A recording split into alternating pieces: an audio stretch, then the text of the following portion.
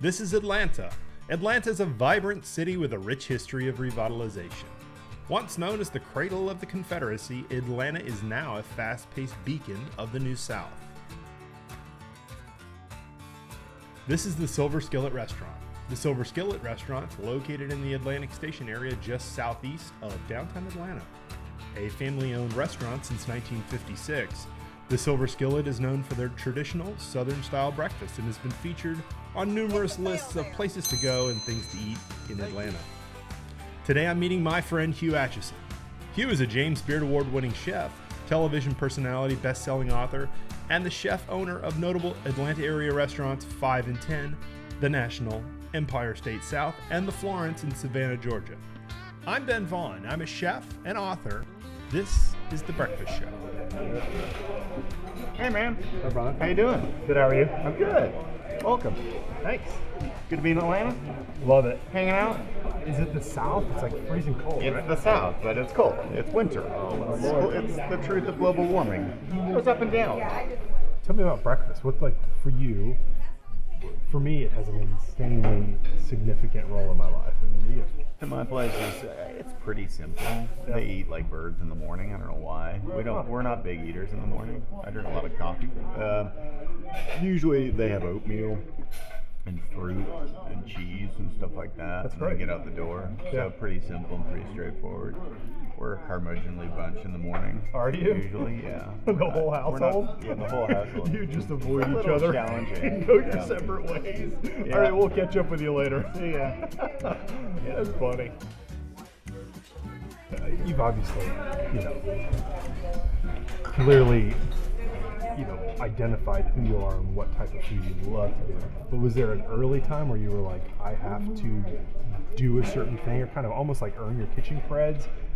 Or did you feel like you were accepted all at once, or how did that In go the down? South? Yeah, in the South. It took a little while, but I think that I got accepted by. I don't think it matters where I landed. I just happened to land in Athens, Georgia. If I had landed in Cleveland, I would make it my interest. My interest would be to find the food of that community and make that well, utilizing product that was nearby me. And that's just kind of how I was raised in food in Canada. I think I go into everything saying, you know what, I just want to learn more about this. There's a lot to learn about here. I think you learn more as a non-expert than an expert. An expert kind of says, I'm done.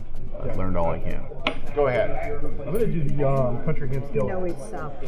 Got a lot of Is salt it? in it, but you don't want the country ham, get your regular. You got a regular ham. Can you put double the salt?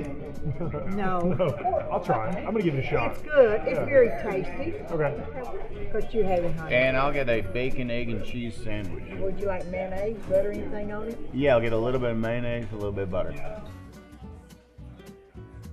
To me, Southern food is not romantic. I don't know why. Food is overall. Okay, the process of food is romantic. The story of Southern food, to me, has so much pain and so much heartache and so much of an amazing path and voyage to what it's become. But I mean, it's arduous. I mean, it's filled with slavery and Out of necessity. yeah. So that part of the story of Southern food to me is not romantic. Yeah.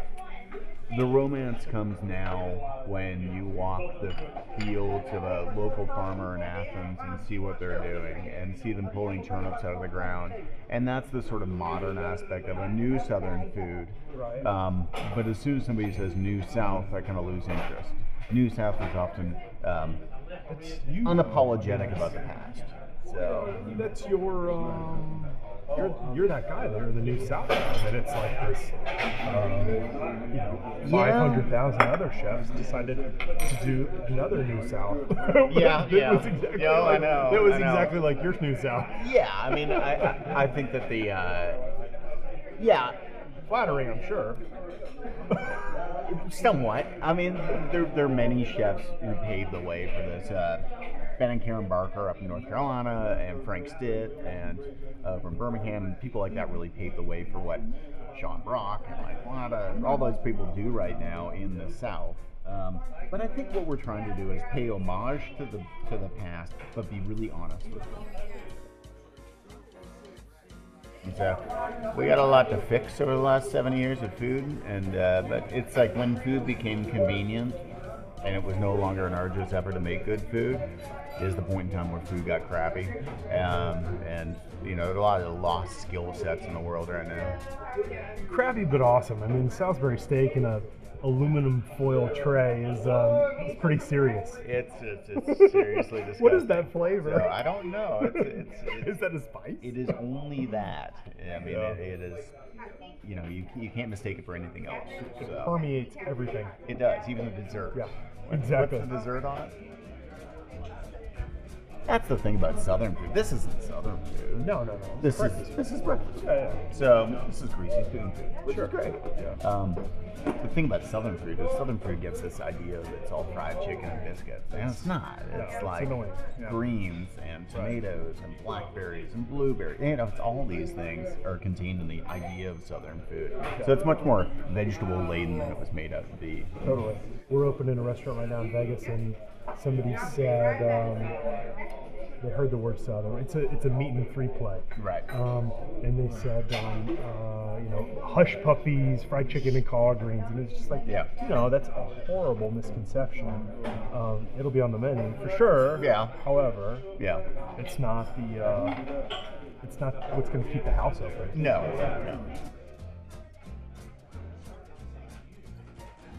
Luckily, I think the touristy portion of Southern food is an era that's gone, and it went away the last couple of years, which is good. It's kind of like fusion food was in the 80s and early 90s. It's like, do I have a problem making something with kimchi, and do I have problems making ramen? Do I have problems making dashi now and using them in my food? No.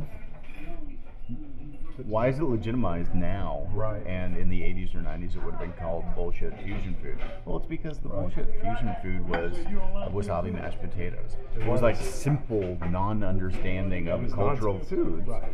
And now people are starting to understand Southern food more than they ever have before. The legitimate Southern food, the And now real it's Southern simple food. and clean. Right.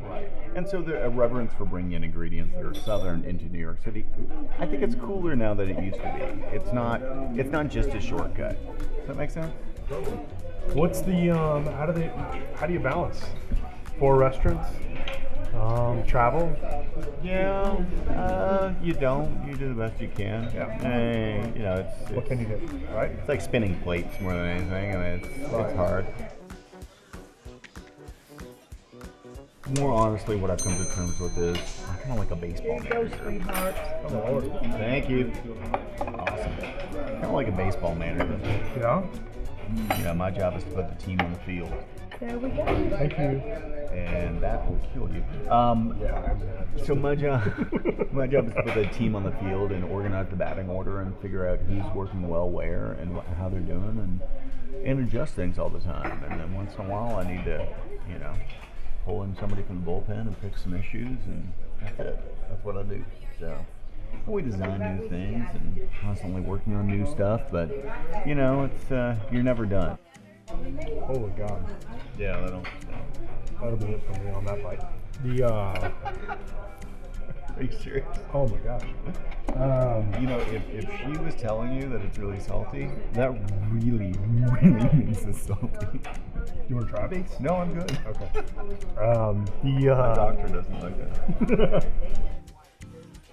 I mean, there's some people definitely changing the scenario of what the food is all about. There's some people opening up great neighborhood restaurants. Boca Lupa is great. There's a little Italian place that opened up. So there are places like that in existence. I found the amount of Szechuan food and the amount of really great Korean food is expanding wildly.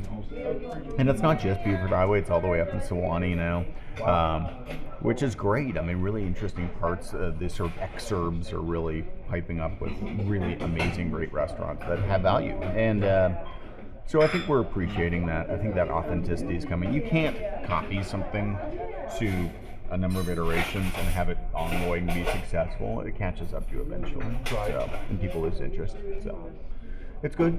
It's good. Never easy to move on, but we have to move on. Yeah. So, charcuterie. There's a lot of charcuterie out there right now. We're guilty of it too, but there's a lot of it out there right now. There is a lot of it. Yeah. But it's good. There's a place for it. I think we understand it more than ever. I think that. Yeah, I would hope so by this Yeah, point. but at this point, we better. Where we've really got no excuses. That's right. You know, I have a real hatred of Facebook, but Twitter I handle all by myself, and that's really dangerous.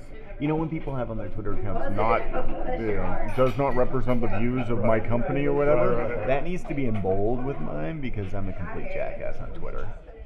Thanks, man. Yeah. It's awesome. Thanks for the suggestion. Oh, good, yeah. It's food with history and a lot of salt. Salty was your way. Check.